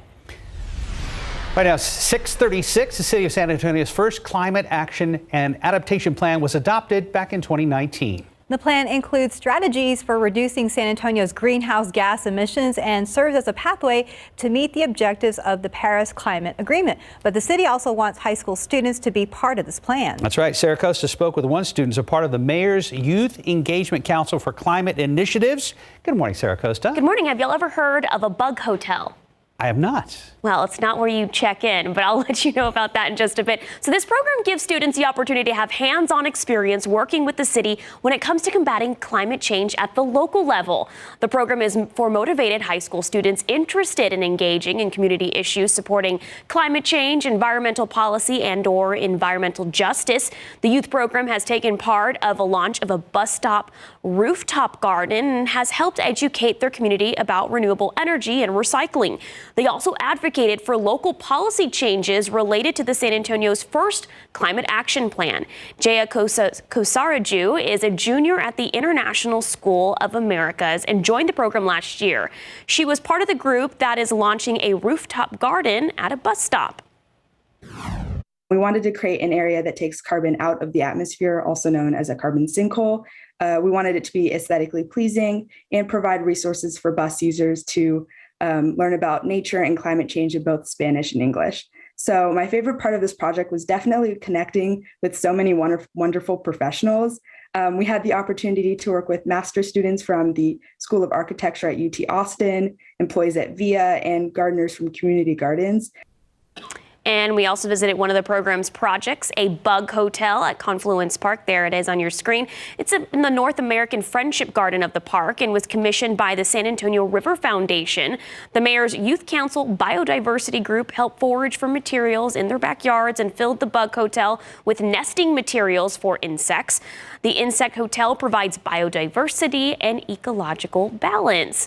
Now, applications for the council are open now through September 21st. The council will convene this fall and work throughout the 2021-2022 school year. You can find that link to apply right now on KSAT.com. And Sarah, that bug hotel is actually pretty large. I just happened to see you walk in the frame of the video back in the back. Yeah. Bigger than it appears, huh? Yeah. It's massive. Yeah. And, we went and visited yesterday and we were looking for bugs, but I also didn't want to reach in. No, there were right. bugs in there. I didn't want to disturb any. Why would you, right? Yeah. But this is a place where bugs literally check in and they don't check out. Yeah, because they don't have to. They don't have to. There's no timeline. They're encouraged to stay. Oh, all right. How nice. Yes. Thank you, Sarah. Thank you, Sarah. Right now, 6:39, about 71 degrees. It's a mural lover's paradise, an artist's playground. Good morning, I'm Katrina Weber. I'll tell you the story behind this place coming up. Oh, sorry, before we head to break, we want to take a look at the legacy of comedian Norm Mcdonald, who lost a lengthy battle with cancer yesterday. ABC's Andrew Dembert reports. I'm Norm Mcdonald, and now the fake news. This morning, the comedy world mourning the loss of Norm Mcdonald, who lost his private 9-year battle with cancer yesterday. The Canadian-American writer, actor, and comedian became famous on SNL as host of Weekend Update. According to Trump, Maples violated part of their marriage agreement when she decided to turn 30.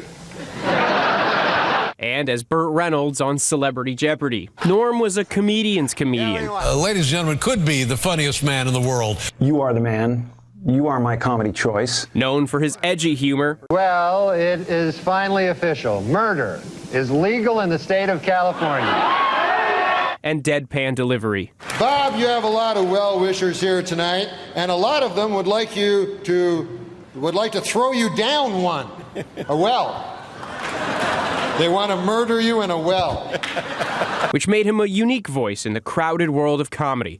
But he also drew controversy. His comments on the Me Too movement in 2018, including remarks about fellow comedians Louis C.K. and Roseanne Barr, prompted talk shows to cancel his appearance, and he later apologized. Overnight, the tributes pouring in. Former SNL star Molly Shannon saying, "You were unmistakably intelligent. Your writing was like poetry, great father and friend, old-time elegance. Love you, baby." Jon Stewart adding, "No one could make you break like Norm Mcdonald. Hilarious and unique." And Conan O'Brien saying, "I will never laugh that hard again."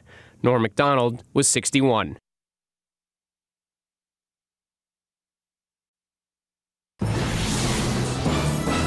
And welcome back. It's about 6:45 now. A piece of property just east of downtown is a perfect example of making lemonade out of lemons.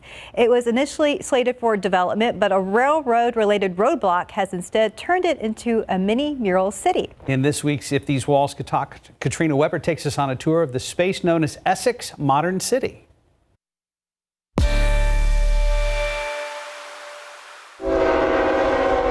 That's the sound that threw a developer's plans off track, but also put this property east of downtown on a whole different course. Sort of unfortunate project delay, but maybe it was a little fortuitous. On 8 acres on Essex Street, where train noise has kept new apartments and businesses from rising up, an outdoor gallery took root. And it's a little bit more kind of haptic and unpredictable. Chris Feldman is with Creo Architect, which designed the original multi-use project called Essex Modern City. So I started bringing street artists out every second Saturday, food trucks, and inviting the community. Before long, this space became a mecca for muralists and a must-see for everyone else. There are portraits and painted points of view, words of wisdom, and whimsy. Art adorns almost every surface. With all of these murals to choose from, it might seem difficult to pick out a favorite one, but this one speaks to me for obvious reasons. The outdoor artwork has served as a backdrop for parties, photo sessions, and even commercials. In a previous life, this site made news for a different reason. The previous owner remanufactured pallets, and this site was known for some pretty massive fires over the years. Now the only thing lighting up are the faces of visitors. It's open to the public. Still, Feldman says the hope is that one day soon, the building project will be back on track. In the meantime, we get to enjoy the artwork, and the rest of the city enjoy it as well. But the murals, he says, have been drawn into those future plans. Katrina Weber, KSAT 12 News. Thank you, Katrina. Another gem here in the Alamo City. Well, let's go ahead and take a look at our roadways right now. 281 at San Pedro getting a little bit busier from these shots at TransGuide. As we see, as the roads are shaping up to get pretty busy, we do have some issues to talk about, unfortunately. Still want to bring your attention here up to I-35 northbound. Anyone that's heading up to New Braunfels later this morning, or maybe Austin, can expect some big delays right now due to some construction at State Highway 46 to FM 482. TxDOT did say this was supposed to wrap up around 5 this morning, so we're not sure what's causing that delay, if that construction is still ongoing, but either which way, you can expect some big delays there on 35. As we bring you closer into town, though, we do want to bring your attention to this crash still reported there off Loop 410 westbound in McCullough Avenue. We did see some minor buildup there in those westbound lanes, but thankfully things are pretty green on the screen right now. But as we continue to look ahead to the day, closures that some folks can expect out toward Huebner Road. Now, the Union Pacific Railroad will be doing some railroad work there along Huebner Road between Lock Hill, Selma and Vance Jackson. Now, keep in mind, this is a single-day road closure in both directions, and Public Works does also want to remind people that Orsinger Lane is closed to a voter-approved 2017 Vance Jackson low water bond project, but there are some detours here along Vance Jackson on the Wurzbach Road as well as Lock Hill, Selma, but keep in mind there are several projects happening in that area. Let's take a look at the wider scope of the map. Things are still pretty green, but we're starting to see some of the normal buildup now that the morning's getting going. But Mike's got your forecast. What can we expect today? Not a bad looking day, but first of all, I read a dad joke on here, and this is a good one. So, ABBA. Did you run this by us first? Don't worry. It's okay. ABBA and Elvis Costello are going on tour. It's called the ABBA and Costello Tour. The question is, who's on first? ABBA and Costello. ABBA and Costello. Is the Cricket's ringtone still available? We've got some clouds out there right now, and who's on? Go away. Just okay, you did. I'm proud of you. As a fellow dad. Do you know who Abbott and Costello are? Yes. Do you want me to tell you yes? Again, there is an age limit to that dad joke, so. You have no idea. Stephen, I love it. Sure. Do you? What? Do you, seriously, Stephen? I'll look them up later, I promise. Dew points went up. Wow, tough points. 4 degrees since yesterday. It doesn't seem like a lot, but there is slightly more humidity when you step outside this morning. Not bad, though. It is still a pleasant morning. It's not like it's a steam bath or anything like that. We do have some clouds coming in here from the southwest, and we'll have, you can see them in the live cam pictures right now, and we will keep some of these clouds around throughout the day, kind of like yesterday when we had those clouds sticking around. But despite that, we still made it up into the mid-90s, well above normal. There's the leftovers. Technically, it is a tropical depression, Nicholas, but boy, it's nothing more than just a huge rain producer throughout a good chunk of Mississippi now, heading off into Alabama. And of course, a ton of rain continues in portions of New Orleans. We aren't seeing any direct effects from that, just sort of on the backside of it. It's keeping us in those northerly winds. Otherwise, around the country, yeah, there are some disturbances up there to the north of us, but most everything is moving pretty much straight west to east across the country, which is known as sort of a zonal air pattern, which means you don't get much changes to the weather, and that's going to be the case throughout the next few days. Temperatures will be slightly above normal by about 5-6 degrees or so. And as far as any rain chances, this computer model has a stray shower or two trying to pop up late Saturday or late Friday, pardon me. 1 or 2 on Saturday, 1 or 2 on Sunday. That's going to be about it. I wouldn't get really excited about any rain chances over the next 4 or 5 days in through the weekend, but just kind of a mention of it. 85 degrees today, partly cloudy skies at noon, and then a high temperature gets up to 94. So we are going to be on the warm side of things and staying that way throughout the rest of the week. Mid-90s. 96 on Friday, and again, the normal average temperature is 90 right now. Couple of showers or a thunderstorm here or there. Again, not really great chances of rain at all, just a mention of it. And we still stay in the low 90s in the first part of next week. So Abbott and Costello. I get it. Yes. Yeah, and the proper Google term is Abbott and Costello, is what you're looking for. For the comedian team, right. Yes. Young folks like Stephen. Yes.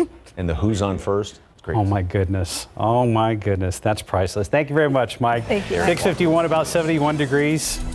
And tomorrow on GMSA, our Tejano Moments series continues. We're going to introduce you to a Tejana who expresses her culture through colors. Outside with Live Cam, thanks for starting your day with us here on GMSA. The news you need to know before you go is next. Good morning, everyone. Taking a look at TransGuide. Things are slowing down here off 35 at Randolph. Traffic almost at a standstill. We've been talking about a lot of issues there on 35 this morning. Some construction, some crashes. We're going to continue to watch it pretty closely. But we do have a rollover here off State Highway 151 northbound right at Rogers Road that's causing some delays there. But we're also seeing some slowdowns there in the southbound lanes as well. Taking your attention to a crash here, Loop 410 westbound at McCullough Avenue. Still out there, but that's not been causing any issues. And we still have this big delay there due to some construction. But for now, let's get over to Mike, who has the best dad jokes I've ever heard.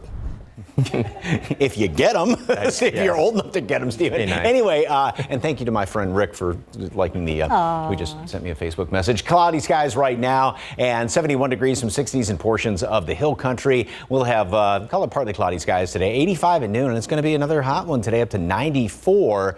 And about 4 or 5 degrees above average, and that's going to be throughout the rest of the week. 1 or 2 showers over the weekend. I really wouldn't count on it, but yeah. Well, that's You're still looking at me about the whole Abbott and Costello things. It's priceless. Like I said, it was priceless. That was funny, though. You guys made my day. Made it worth getting up early this morning. Thanks for the jokes. Yep. Thanks for watching, everybody. We'll see you back here at 9. Have a great day. Who's on first?